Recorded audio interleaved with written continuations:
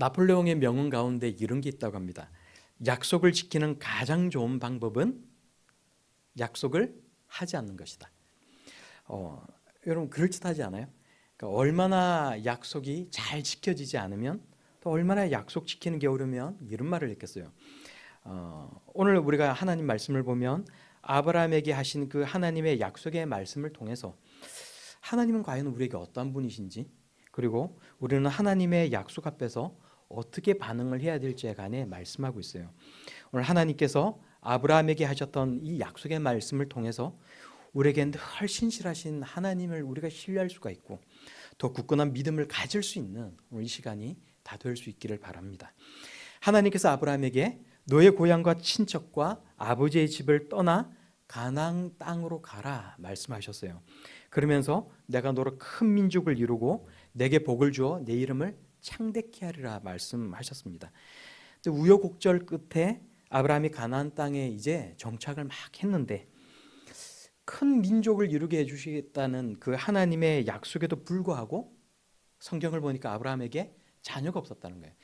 큰 민족을 이루게 해주시겠다는 말씀은 전제가 되는 게 뭐예요? 많은 자식을 낳게 해주시겠다라는 것 아닙니까? 근데 자녀가 없었다는 거예요.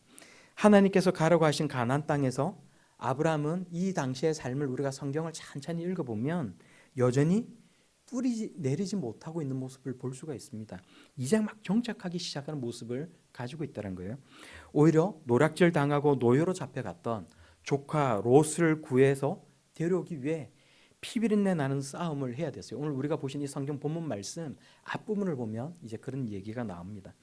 그래서 그 일 때문에 원수가 된 사람들이 언제 복수를 하기 위해서 무기를 들고 자기에게 들이닥칠지를 모르는 위태위태한 삶을 살아가고 있었다라는 거예요. 근데 그러던 어느 날에 하나님께서 환상 가운데 아브라함에게 임하셨어요. 그리고 하나님께서 말씀하십니다. 아브라함아, 두려워하지 말라. 나는 내 방패요 너의 지극히 큰 상급이니라. 근데 우리가 읽어보면 하나님께서 도대체 무엇을 두려워하지 말라라고 말씀하고 있어요? 아브라함에게 임하신 하나님 자신을 두려워하지 말라라는 의미도 되겠고, 또 한편으로 생각을 해보면 지금 현재의 불안정한 상황, 아브라함을 언제 치러 올지 모르는 사람들을 두려워하지 말라. 하나님께서 그렇게 말씀하신단 말이에요. 너는 두려워하지 말라. 나는 내 방패요 너의 지극히 큰 상급이니라. 하나님께서 그렇게 말씀하시는 거예요. 나는 너의 보호자고, 이 말은 너에게 상급을 주는 이라는 의미를 가지고 있습니다. 그런데 아브라함이 이 얘기를 듣고 그냥 아멘 하면 정말 좋았을 텐데 아브라함이 하나님께 묻는 거예요. 주 여호와여, 무엇을 내게 주려고 하시나이까?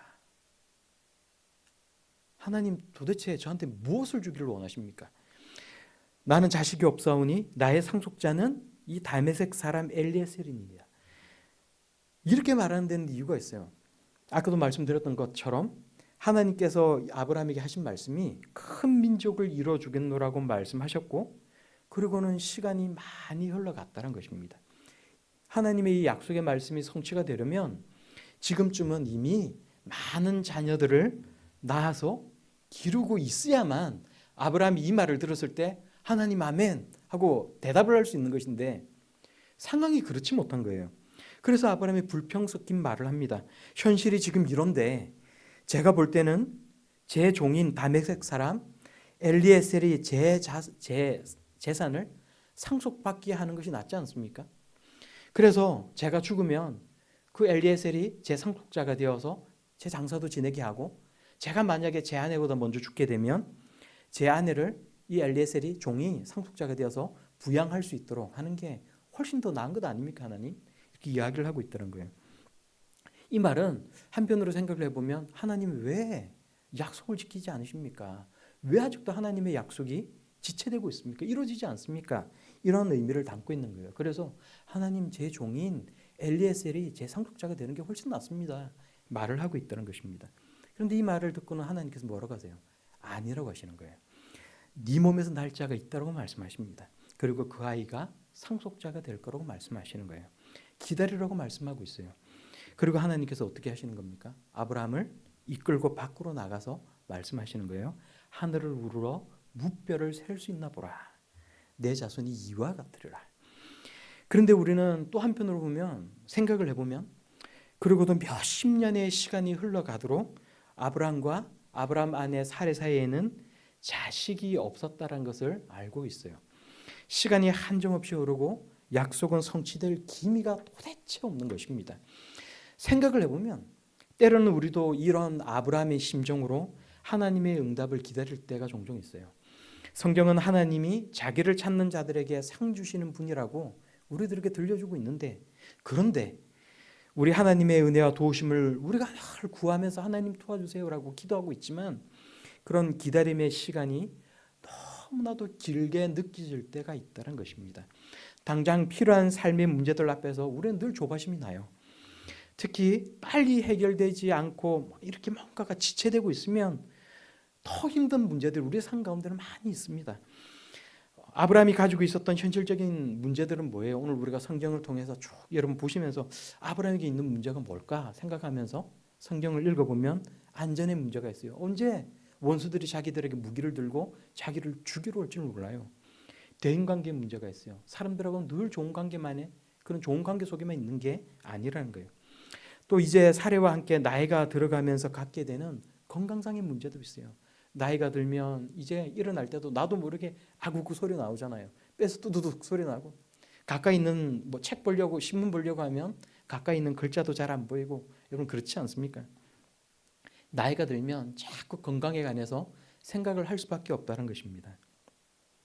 또 애굽에 내려갔다 오면서 재산을 이제 많이 불려서 지금 왔는데 그 재산을 어떻게 하면 잘 유지할 수 있을까? 내가 이 재산을 안 까먹고 또 다른 사람들이 이것을 강탈해 가지 않도록 어떻게 하면 이것을 잘 지켜나갈 수 있을까? 이런 고민을 계속해서 한단 말이에요. 이 고대 시대는 여러분 그렇지 않아요? 가축을 키우든 농사일을 하든지 간에 일할 사람이 있어야 되는 것이고, 그럼 아브라함이 지금 재산이 좀 있으니까 돈을 주고 일할 사람들을, 종들을 살 수는 있는데, 문제는 그 일하는 사람들을 잘 관리할 수 있는 관리자도 필요한 거예요. 그런데 그런 관리자는 믿고 의지할 수 있는 사람, 믿고 맡길 수 있는 사람이 되어야 되는데, 특히나 이 고대 시대는 또 이 타지에서 살아가는 이 아브라함의 입장에서 볼 때는 친척, 자기 가족이나 친척이 아니면 믿을 수가 없다는 거예요. 아브라함뿐만이 아니라 그 시대는 다 그랬다는 것 아닙니까? 오늘날 사업하는 사람들도 그래서 자기 친척들을 자기 어떤 사업하는데 이렇게 앉혀놓잖아요. 사람들을 믿을 수 없기 때문에. 이 고대 시대는 얼마나 더 했겠어요. 그리고 이런 일하는 사람들을 다 잘 관리하려면 이런 철쭉도 필요한 것이고, 누군가가 자기를 해코지하거나 자신의 재산을 빼앗기 위해서 막 달려들면 자기 친척이라도 있어야만 이것을 같이 막아줄 수가 있고, 자기가 뭔가 피해를 당하면 대신해서 복수를 해줄 수 있단 말이에요. 그런데 아브라함은 어떻습니까? 지금 이 상황이 조카 롯 외에는 피부지가 하나도 없는 고향을 떠나서 먼 곳으로 와 있는 타지 생활을 하고 있다는 거예요. 그 시대에 비해서 모든 것이 다 발달하고 지금은 모든 것이 다 풍족했다라고 해도 사람이 살아가는 근본적인 모습은 하나도 변한 것이 없어요. 우리가 갖고 있는 문제도 여러분 어떤 거예요? 우리가 가지고 있는 문제도 대부분은 경제적인 문제, 대인관계 문제, 또 건강상의 문제, 이런 것 아닙니까? 건강이나 생업에 어려움이 있으면 늘 마음이 어두울 수밖에 없어요. 생각이 부정적일 수밖에 없습니다. 계속 얼굴을 안 볼 수 없는 그런 사람과의 어떤 관계상에 있어서 문제가 생기게 되면 늘 불편해요. 스트레스가 안 쌓일 수가 없어요. 하나님께서 두려워하지 말라고 말씀하셨는데 그때에 아브라함의 마음속에는 생각을 해보면 얼마나 크고 많은 두려움이 그 마음 가운데 자리를 잡고 있었겠어요. 하나님이 네 몸에서 날 자녀가 있다고 말씀하셨을 때 아브라함에게 그 말이 얼마나 믿을 수 없는 말씀처럼 그렇게 들렸으면 하나님께서 아브라함을 밖으로 이끌고 나가셔서 하늘을 가르쳐 보여주시면서 저 하늘에 있는 뭇별을 바라보라, 그렇게 말씀하셨겠어요. 하늘을 우러러 뭇별을 셀 수 있나 보라. 내 자손이 이와 같으리라. 저는 어렸을 때 교회 친구들하고 부산 근교로 나가서 이렇게 밤하늘을 본 적이 있어요. 그런데 저는 그 이후로도 그런 밤하늘을 본 적이 없어요. 그러니까 밤하늘에 얼마나 별이 많이 있는지, 정말 쏟아질 것 같은 별들이 하늘에 얼마나 많이 있든지, 그리고 그게 정말 마치 제 머리 위로 막 이렇게 쏟아져 내릴 것 같은 그런 무서운 그런 생각이 드는 그런 경험을 한 적이 있어요. 그런데 하나님께서 아브라함을 데리고 나오셔서 그 말씀하신 거 아니에요. 하늘을 우러 뭇별을 셀 수 있나 한번 세어보라, 그 말씀하시는 거 아니에요. 밤하늘에 그런데 이렇게 하신 이유는 꼭 밤하늘에 그 당시에 빛이 없어서, 그 도시에 빛이 없어서, 그래서 밤하늘에 있는 별을 많이 볼 수 있어서, 그래서 이 별이 얼마나 많은지 그렇게 보라라는 의미만 가지고 있는 건 아닌 것 같아요. 어두운 밤하늘, 아무것도 없는 그 빈 공간 가운데 하나님께서 천지 만물을 창조하실 때 아무것도 없는 그 공간에 하나님께서 별을 만드시고 수많은 별들을 그 공간 가운데 채워주셨단 말이에요. 하나님은 그걸 기억하라고 말씀하고 있습니다. 무에서 유를 창조하시고 지금 우리 눈앞에 없는 것을 마치 있는 것처럼 부르시고 그것을 생겨나게 만드시는 하나님, 전지전능하신 그 하나님께서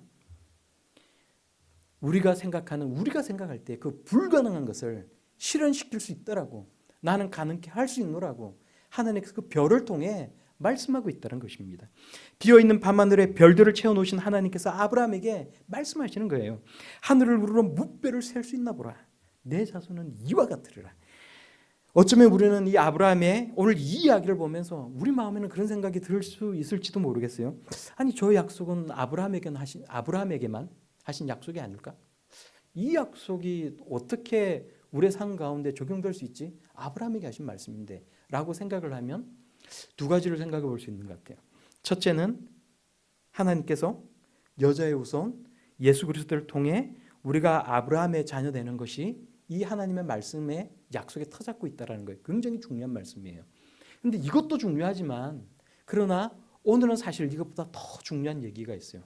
그게 뭐냐면 이 중요한 하나님의 언약이 성취될 수 있는 하나님의 원리가 이 말씀 가운데 있다는 것입니다. 이 원리를 볼 수 있어야 된다는 거예요. 여러분, 그 원리가 뭡니까? 우리가 6절 말씀을 함께 읽어보도록 하겠습니다. 6절입니다. 시작. 아브라함이 여호와를 믿으니 여호와께서 이를 그의 의로 여기시고. 아멘.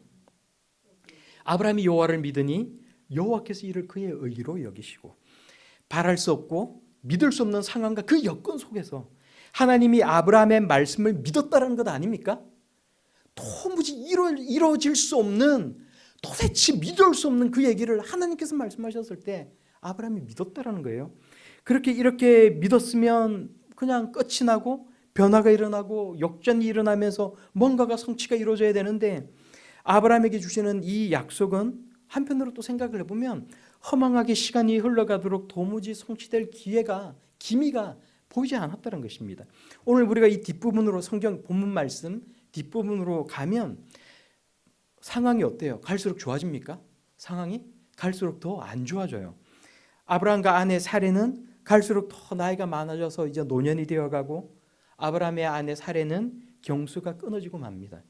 그런데도 하나님은 아브라함에게 그때 뭐라고 말씀하시는 거예요? 아브라함을 찾아가셔서 내년 이맘때 네가 자녀를 얻을 것이다 라고 말씀하시는 거예요. 그리고 사레가, 성경을 읽어보면 사레가 이 말을 장막 문에 살짝 이렇게 빼꼼히 듣고는 웃었단 말이에요. 말도 안 되는, 아니 내가 경수가 끊어졌고 이렇게 나이가 많은데 할머니인데 어떻게 자식을 낳지? 웃었단 말이에요. 근데 그때 하나님께서 하신 말씀이 뭡니까? 여호와께 능하지 못할 일이 있겠느냐? 여호와께 능하지 못할 일이 있겠느냐? 예수님께서도 말씀하셨어요. 할 수 있거든이 무슨 말이냐? 믿는 자에게는 능히 하지 못할 일이 없느니라. 믿음이 없고 하나님을 신뢰하지 못할 것이 아니라 상황이 어렵고 환경이 아무리 좋지 못하다 할지라도 우리 모두 하나님을 신뢰할 수 있는 그런 성도들이 다 되기를 바랍니다. 하나님께서 하시는 말씀, 이 원리가 그것 아니에요. 아브라함이 여호와를 믿으니 이를 그의 의로 여기셨다라는 것. 아브라함에게 하신 이 약속이 내게 직접적으로 주어지는 약속은 아니라 할지라도 아브라함이 하나님을 믿을 때 하나님은 그 믿음을 보셨던 것처럼 지금도 하나님은 우리들의 믿음을 보신다는 거예요. 6절에서 아브라함이 여호와를 믿으니라고 할 때 이 믿으니, 믿다라는 이 히브리어가 예전에도 한번 말씀드린 적이 있는데 뭐라는 거예요? 아만이라는 단어예요. 그런데 이거를 믿다가 아만인데 이걸 이제 명사형으로 만들어서 믿음이라고 하면 아멘입니다. 여러분, 하나님의 말씀을 보면서, 하나님의 말씀을 들으면서 그냥 이렇게 쭉 그냥 쓱 지나가지 마시고 아브라함처럼 하나님의 말씀 앞에 아멘할 수 있길 바랍니다. 하나님의 말씀을 아멘이라고 할 때 하나님께서 그것을 듣고 기뻐하시고 그 말씀과 약속이 우리의 것이 되도록 하신다는 거예요. 하나님께서 아브라함에게 땅에 대한 약속도 이제 주시는데 그것은 생업의 터전에 대한 약속이기도 하고 안정된 삶에 대한 약속이기도 해요. 지금까지 얻은 부보다 더 큰 부를 주시겠노라고 약속하고 있다는 것입니다. 우리가 7절 말씀을 다시 한번 같이 읽겠습니다. 7절입니다. 시작. 또 그에게 이르시되 나는 이 땅을 내게 주어 소유를 삼게 하려고 너를 갈대아인의 우르에서 이끌어낸 여호와니라. 아멘. 이런 하나님의 약속은 그냥 말로만 주어지는 것은 아니란 것입니다. 무슨 얘기냐면 철저한 계약에 의해서 이루어진다는 거예요. 오늘 우리가 성경 말씀 속에는 다 나와 있지는 않지만 사실 가나안 땅을 아브라함에게 주시겠다라는 이 하나님의 말씀의 약속의 성취는 아브라함 때 이루어지는 것이 아니고 아브라함 이후에도 쭉 시간이 흘러내려가서 나중에 성취가 되는 거예요. 아브라함이 자손들을 대표해서 지금 하나님과 계약을 맺고 있는 것입니다. 그래서 아브라함이 묻는 것 아니에요? 주 여호와여, 내가 이 땅을 소유로 받을 것을 무엇으로 알리까? 아니, 자녀를 주겠다라고 하나님께서 말씀하셨을 때 아멘이라고 했던 것처럼 아멘이라고 이야기할 수 있어요. 그런데 이 약속이 나중에 이루어지기 때문에 아브라함이 하나님께 요구하고 있는 거예요. 하나님, 무엇으로 제가 알 수 있죠? 제 후손대에 이루어질 일인데 하나님께서 하실 일에 대한 확액을 저에게 주십시오라고 이야기하고 있단 말이에요. 우리는 하나님의 말씀을 보면서 흔히 약속이라고 이야기를 해요. 성경을 하나님의 약속이라고 흔히 이야기를 합니다. 그렇게 표현을 하지만 사실은 성경은 우리가 읽어보면 그냥 약속이 아니고 계약이라는 표현을 쓰고 있어요. 히브리어로 계약을 베리트라고 해요. 이렇게 뭐 교회에서 많이 얘기합니다. 베리트라고 하는데 이 말의 원어의 뜻은 자르다라는 뜻을 가지고 있어요. 그러니까 하나님께서 아브라함하고 베리트를 맺으시는데 계약을 맺으시는데 어떤 방식으로 맺고 있어요? 성경을 보니까 이렇게 이야기하면 어떤 방식으로 맺고 있지 싶은데 9절에서 10절까지 말씀을 우리가 다시 한번 소리내어 읽어보도록 하겠습니다. 9절 10절입니다. 시작. 여호와께서 그에게 이르시되 나를 위하여 3년 된 암소와 3년 된 암염소와 3년 된 순염과 산비둘기와 집비둘기 새끼를 가져올지니라. 아브라함이 그 모든 것을 가져다가 그 중간을 쪼개고 그 쪼갠 것을 마주 대하여 놓고 그 새는 쪼개지 아니하였으며. 아멘. 하나님께 제사를 지금 아브라함이 하나님께 제사를 드리는데 그냥 제사를 드리는 것이 아니라 제물을 반으로 쪼개 놓아요. 이렇게 제물을 반으로 쪼개 놓는 이유는, 잘라 놓는 이유는 의미를 담고 있어요. 이게 그냥 제사가 아니라 하나님과 계약을 맺는 것이고 이 계약의 의미는 어떤 거예요? 이렇게 계약을 한쪽이 어기게 되면 어기는 그 사람은 마치 짐승이 두 쪽으로 잘려서 죽는 것처럼 그런 큰 저주를 당할 것이라는 의미를 가지고 있는 거예요. 실제로 고대 근동시대 가지고 있던 그런 계약의 의미였어요. 그러니까 히브리 문화에서 약속이라는 단어가 없어요. 모든 것은 다 계약이에요. 그리고 계약을 지키지 않으면 거기에 대한 징벌이 어마어마하다는 거예요. 그런데 사람끼리는 이룰 수 있어요. 그렇지 않아요? 사람끼리는 뭐 이런 계약 얼마든지 할 수 있어요. 그런데 하나님께서 아브라함과 계약을 지금 맺으시면서 그 당시에 사람들이 갖고 있던 엄격한 계약의 의미를 수용을 하시면서 반드시 내가 그것을 지키겠노라고 지금 약속하고 있다는 것입니다. 한술 더 떠서 17절의 말씀을 보시면 해가 져서 어두울 때에 연기나는 화로가 모이며 타는 횃불이 쪼갠 고기 사이로 지나가더라라고 이야기를 하고 있어요. 그러니까 여기서 횃불이라는 것은 하나님의 임재의 상징이고, 그런데 그 횃불이 쪼갠 고기 사이로 그 속으로 이렇게 지나갔다라는 것이 가지는 의미는 뭐예요? 아브라함이 고기를 쪼갰는데 하나님도 그 쪼개진 고기 사이를 지나가시면서 너만 계약을 지키겠나라고 약속을 지금 하고 있는 것이 아니라 나도 그래, 나도 지킬게 라고 하나님께서 말씀하고 있다는 거예요. 그러니까 이 베리트가 담고 있는 의미를 통해서 하나님께서 내가 정말로 이 약속을 지키겠노라고 굳게 하나님께서 약속을 하고 있다는 것입니다. 여러분, 하나님은 거짓말하지 아니하시고 약속을 굳게 지키시는 분이십니다. 그런데 문제는 우리가 이것을 신뢰할 수가 있어야 된다는 거예요. 하나님께서 오늘 성경 말씀을 통해서 아무리 상황이 좋아질 기미가 안 보이고 아무리 우리가 어려운 삶을 살아가고 있다 하더라도 하나님께서 우리들에게 원하시는 게 뭐예요? 우리가 끝까지 하나님을 믿고 하나님을 신뢰하기를 원하신다는 것을 오늘 이 말씀을 통해 우리들에게 보여주고 있다는 것입니다. 아브라함에게 가나안 땅을 주겠노라고 하나님께서 약속을 하셨는데 우리가 성경을 보면 후일에 어떤 일이 생깁니까? 가나안에 기근이 들어서 아브라함의 자손 야곱이 모든 가족들을 다 데리고 애굽으로 이집트로 내려갔어요. 그리고 그곳에서 애굽 사람들에게 모진 종사를 하다가 모세를 통해서 나오게 되는 것 아닙니까? 아브라함과 계약을 맺으신 그 하나님께서 오늘 우리 본문 말씀 아랫부분에 보면 그 부분에 관해서 이야기를 하고 계시는 거예요.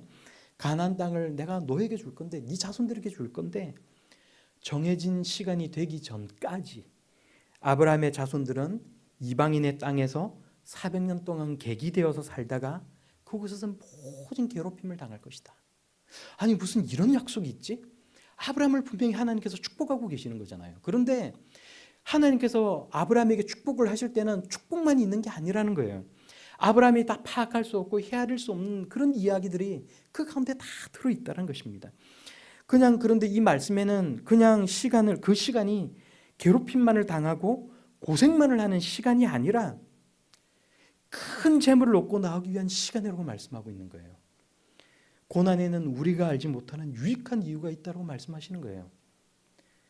우리가 하나님 앞에 살아가면서 하나님 왜 이렇게 지체가 됩니까? 하나님 왜 이렇게 들어주시 않으십니까? 하나님 앞에 눈물 뿌리며 내가 지금 기도하고 있는데 언제 이루어주십니까? 라고 기도할 때 이 말씀을 통해서 하나님께서 우리들에게 주시는 말씀은 뭐예요? 고난에는 이유가 있고 그 고난은 너의 유익을 위한 것이라고 하나님께서 말씀하고 있다는 거예요.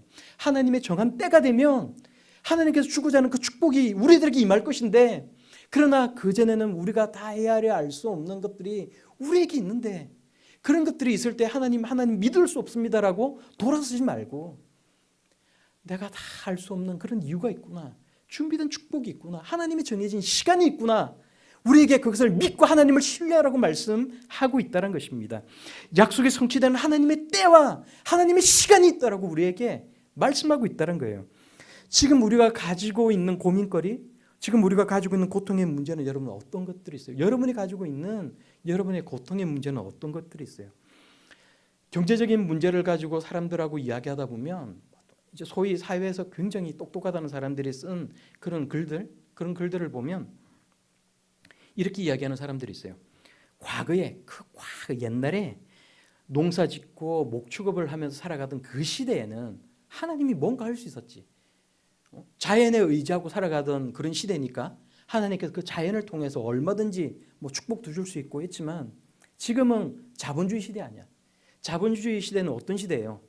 모든 것이 다 과학적인 법칙에 의해서, 그리고 모든 것이 다 자본으로 돌아가는 그런 시대인데, 아니 여기 가난하게 살아가고 이렇게 아무런 뭔가 준비되지 않은 사람에게 아니 기도한다고 해서 어떻게 하나님께서 그 사람에게 복을 줄 수가 있어? 그거는 옛날에는 이루어졌던 이야기지 지금은 할 수가 없는, 하나님도 할 수 없다라고 정말 얘기하는 사람들이 있어요. 그런데 여러분, 이런 사람들이 우리 주변에 더 많아질수록 우리에게는 더 하나님께 큰 축복을 받을 수 있는 기회가 될 수 있을 줄로 믿습니다. 하나님은 하나님을 신뢰하고 믿는 사람들에게 복을 주신다라는 거예요. 하나님은 하나님이 복의 근원 되심을 믿고 하나님을 찾는 자들에게 하나님의 능력을 보여주십니다. 여호와께 능하지 못할 일이 있겠느냐? 하나님 물으시는 거예요. 사례가 어떻게 이 할머니가 경수가 끊어졌는데 어떻게 가능하지? 라고 웃었을 때 하나님께서 여호와께 능치 못할 일이 있느냐? 말씀하셨다는 거예요. 하나님 말씀하십니다. 할 수 있거든. 무슨 말이냐? 믿는 자에게는 능히 하지 못할 일이 없느니라. 우리 모두 하나님의 그 말씀 앞에 아멘할 수 있기를 바랍니다. 여러분, 다른 문제도 다 마찬가지예요. 우리에게 만남의 축복을 주시고 생업의 지경을 넓혀주시고 육체와 마음의 강건함을 주시는 우리 하나님을 신뢰할 수 있는 그런 저와 여러분들이 다 되기를 바랍니다. 우리 다시 한번 1절로 돌아가 볼까요? 1절 말씀을 우리 다시 한번 읽어보겠습니다. 1절입니다. 시작. 이후에 여호와의 말씀이 환상 중에 아브라함에게 임하여 이르시되 아브라함아 두려워하지 말라. 나는 내 방패요 너의 지극히 큰 상급이니라. 아멘. 아멘. 우리의 삶에 아무리 어려운 순간이 찾아와도 하나님을 믿고 또 나를 믿어라 말씀하셨던 그 예수님의 말씀을 우리가 함께 떠올리면서 우리가 정말 그 말씀을 기억하고 그 말씀이 우리의 삶 가운데 이루어지기를 늘 하나님 앞에 기도하면서 하나님을 바라볼 수 있는 우리 성도들이 다 되기를 바랍니다. 아브라함에게 두려워하지 말라 말씀하신 하나님께서 성경의 여러 군데를 통해서 하나님은 우리의 방패가 되시고 우리의 산성이 되신다라고 말씀하고 있어요. 아브라함에게 주신 말씀이 아니라 우리 모두에게 주신 말씀이라는 것입니다. 믿음이 없으면 여러분 흔들릴 수밖에 없어요. 평안이 마음 가운데 있을 수가 없습니다. 두려움과 스트레스로 고통스러울 수밖에 없어요. 그러나 나는 내 방패라라고 말씀하신 이 하나님의 약속의 말씀을 믿으면 사람이 넘어지더라도 완전히 자빠지지는 않는다는 거예요. 오늘 11절에 아브라함이 하나님과 계약을 맺기 위해서 재물을 준비하고 있는데 뭐가 나타나요? 성경에 보니까 솔개가 나타났다고 이야기를 하고 있어요. 그래서 재물을 막 채가려고 계속해서 덤벼들었다는 거예요. 우리 한글 성경을 보면 솔개라고 표현을 하고 있지만 원어로 보면 솔개만을 이야기하는 것이 아니라 매나 독수리나 솔개 같은 그런 맹금류를 말을 하는데 또 단수가 아니고 복수예요. 그래서 솔개나 독수리 같은 여러 마리의 맹금류들이 자꾸 덤벼들었다는 거예요.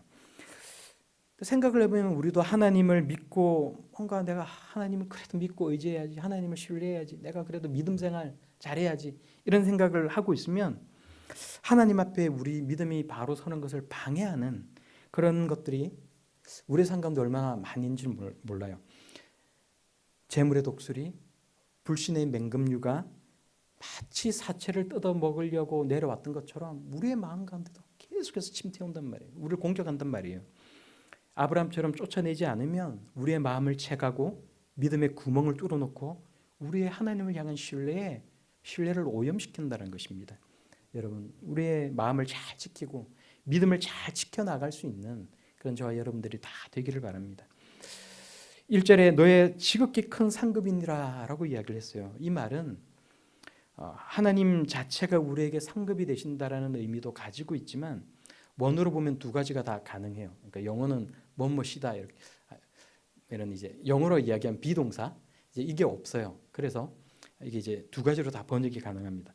그러니까 나는 너의 지극히 큰 상급이니라 이렇게도 이제 해석이 번역이 되고 너의 상급이 지극히 크니라라고도 이제 번역할 수 있어요. 그래서 개정 성경 말고 우리 새번역 성경을 보면 내가 받을 보상이 매우 크다라고 나와 있어요. 여러 가지 어려운 일이 있어도 하나님을 믿고 잘 따르면 하나님께 받을 상급이 굉장히 크다라고 우리들에게 약속하고 있다는 것입니다. 그런데 이 약속은, 이 상급은, 이 축복과 은혜는 누가 받을 수 있다는 거예요? 하나님을 신뢰하는 사람. 어렵고 힘이 들어도 그래도 내가 하나님 말씀은 내게 이루어지겠지. 그리고 끝까지 하나님을 바라볼 수 있는 사람, 그 사람에게 하나님께서 상급을 주신다라고 이야기하고 있어요. 그런데 우리는 사람이라서 때론 흔들릴 수 있어요. 아브라함도 흔들려서 하나님을 믿지 못하고 아내 사레의 여종을 취해서 이스마엘을 낳고 말았어요. 또 아브라함이 하나님께 가나안 땅을 주실 것에 대한 징표를 요구한 거 아닙니까? 오늘 말씀이. 그렇지만 우리 마음 가운데 이렇게 믿음이 없을 때 난 그냥 이렇게 살래 이렇게 말을 할 것이 아니라 하나님 저에게 믿음 주시옵소서. 하나님 정말 저에게 믿음이 없는데 제 마음 가운데 믿음을 채워주시옵소서. 하나님의 말씀 따라 살아가길 원합니다. 소망할 수 있는 그런 저와 여러분들이 다 될 수 있기를 바랍니다. 하나님 그냥 저 이렇게 살래요. 하나님 어떻게 해야 합니까가 아니라 하나님 제가 지금 믿음이 없어서 제가 지금 삶이 너무 어려운데 하나님 아무리 기도해도 뭔가 이루어지는 것이 없는데 마음이 흔들립니다. 하나님 저를 도와주시옵소서. 저에게 큰 믿음 주시옵소서. 흔들리지 않는 믿음 주시옵소서. 하나님 앞에 눈물을 뿌리며 기도할 수 있는 마음을 허락하여 주옵소서. 기도할 수 있는, 하나님 앞에 소망하며 살아갈 수 있는 그런 저와 여러분들이 다 될 수 있기를 바랍니다. 그래서 우리에게 믿음이 없어서 흔들릴 때 우리의 부족함을 하나님 앞에 인정하고 더 큰 믿음 달라고, 하나님께 소망을 두며 살아갈 수 있도록 도와달라고 하나님 앞에 기도하고 부르짖을 수 있는 그런 저와 여러분들이 다 될 수 있기를 우리 예수님 이름으로 축원합니다.